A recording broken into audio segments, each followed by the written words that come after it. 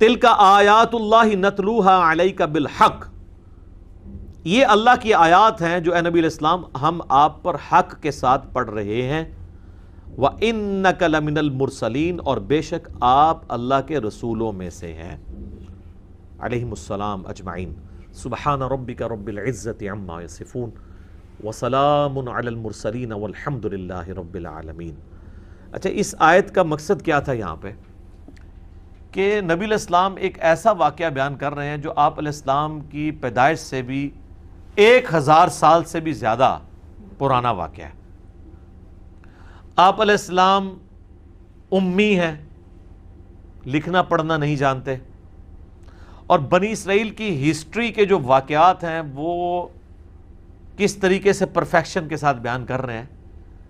یہ اس بات کا ثبوت ہے کہ آپ علیہ السلام پہ اللہ کی طرف سے وحی نازل ہوتی ہے۔ یہ ہے تلک آیات اللہ نتلوہا علیک بالحق، یہ اللہ کی آیات ہیں جو پڑھ پڑھ کے آپ کو بتائی جا رہی ہیں۔ آپ کی تو پیدائش سے بھی 1000 سال پرانا ایک واقعہ ہے، وہاں کیا ہوا تھا، کون کس کے سامنے آیا، کس نے کس کو شکست دی، کیا دعائیں کی وہاں پہ، تابوت سکینہ کیا تھا، یہ تو آپ کو پتہ ہی نہیں ہے۔ نہ یہ عرب کے کلچر کی چیز تھی جو حضور علیہ السلام کو بچپن میں کوئی سٹوری سننے سے ملی ہوتی، یہ اللہ کی آیات ہیں جو حق کے ساتھ آپ پہ تلاوت کی جا رہی ہیں، اور بے شک آپ اللہ کے رسولوں میں سے ہیں، یعنی یہ وہی اس بات کا ثبوت ہے کہ آپ اللہ کے پیغمبر ہیں۔ اچھا، یہ تو ایک ایسپیکٹ ہے اس کا اگر آپ کریٹیکل انالیسس دیکھنا چاہیں نا ان سارے واقعات کا، بنی اسرائیل کا، انکلوڈنگ یہ جو واقعہ تھا طالوت اور جالوت کا، آپ تفہیم القرآن پڑھیں، اس میں انہوں نے باقاعدہ قرآنک ورژن آف طالوت اور جالوت کی جو جنگ ہوئی تھی اس کو کمپیئر کروایا بنی اسرائیل کے ساتھ، کیونکہ یہ واقعات اولڈ ٹیسٹمنٹ میں بھی ملتے ہیں، اور اس میں کچھ واقعات تھوڑے بہت مختلف بھی ہوتے ہیں، تو وہ پھر کمپیریزن کرواتے ہیں، اور پھر جو کافروں کے اعتراضات ہوتے ہیں قرآن کے اوپر کہ جی قرآن پاک جو ہے وہ ہسٹری غلط بیان کر رہا ہے، کیونکہ اولڈ ٹیسٹمنٹ میں یہ یوں لکھی ہوئی ہے، بھئی ہم تو مانتے ہیں کہ وہ ٹیمپرڈ فارم میں ہے اور اس کی حفاظت بھی ویسے نہیں ہے۔ ایک تو صرف یہ دعویٰ کرنا ہے، ایک یہ ہے کہ کوئی شخص انٹلیکچولی یہ پروف کر دے کہ تورات میں، یعنی اولڈ ٹیسٹمنٹ، تورات سے مراد میں رہ رہا ہوں پورے وہ صحائف سمیت، جو واقعات بیان ہوئے ہیں وہ قرآن سے مختلف ہیں، اور لاجیکلی کوئی شخص یہ ثابت کرے کہ وہ تورات کے اندر جو واقعات ہیں ان واقعات کے اپنے اندر اتنی کنٹراڈکشن موجود ہے ایک واقعے کو بیان کرنے میں، کہ جو پروف کرتی ہے کہ وہ تو ان کی آپس کے جو واقعات کا تسلسل جو ہے وہ ایک دوسرے سے ٹکراتا ہے، اور قرآن پاک میں ویسی غلطی موجود نہیں ہے، تو ایک ٹیکنیکل گفتگو ہے۔ یہ گفتگو کی ہے مولانا مودودی نے، اور سر یہ وہ اعزاز ہے جو مودودی صاحب کو حاصل ہے۔ آپ اسلامک ہسٹری میں ساری قرآن کی تفسیر اٹھا لیں، ابن جریر طبری سے لے کے ابن کثیر تک، بڑے بڑے بزرگوں کی،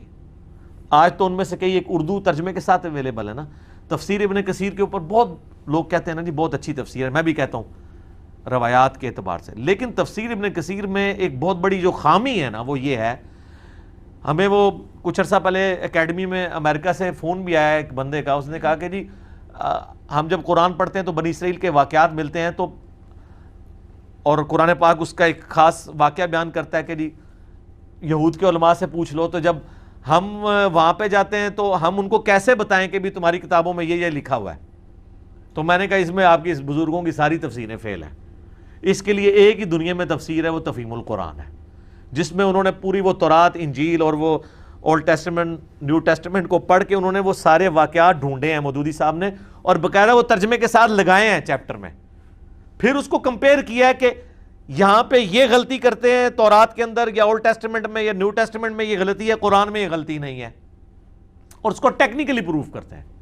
ہر واقعے کو، چاہے وہ یوسف علیہ السلام کا واقعہ ہو،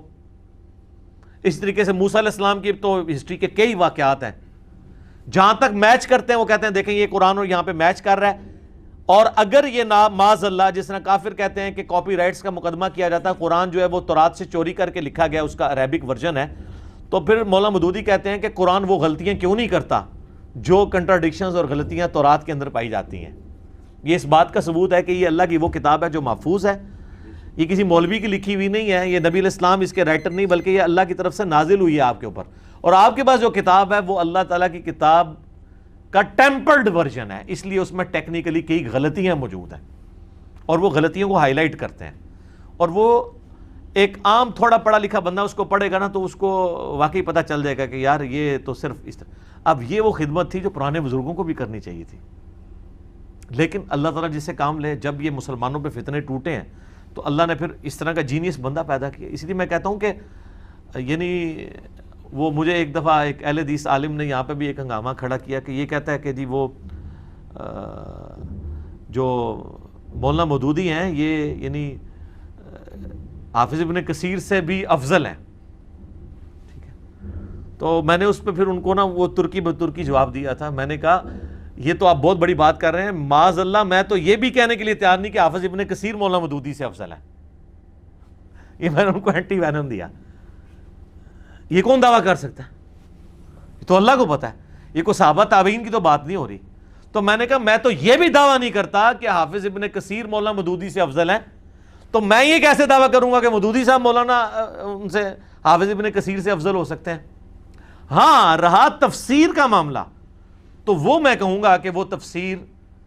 کئی پہلوؤں کے اعتبار سے جو تفہیم القرآن ہے وہ پرانی ساری تفاسیر سے بہتر ہے، کئی ایک پہلو جن میں یہ بہت بڑا پہلو ہے جو مکمل طور پہ پوری قرآن کی تفسیر میں آپ کو مسنگ نظر آئے گا، پرانی ساری تفاسیر میں۔ کام تو یہ تھا نہ کرنے کا، یہ مشکل کام تھا، دوسروں کی کتابوں کو پڑھ کے اور پھر اس کا کمپیریزن کرنا۔ سر اس طرح سے تو کوئی انجینئر ڈاکٹر چاہیے تھا نا، جینیس بندہ چاہیے تھا نا، اور وہ مودودی صاحب نے بہت بڑا کارنامہ کیا۔ اللہ تعالیٰ ان کو جزائے خیر دے۔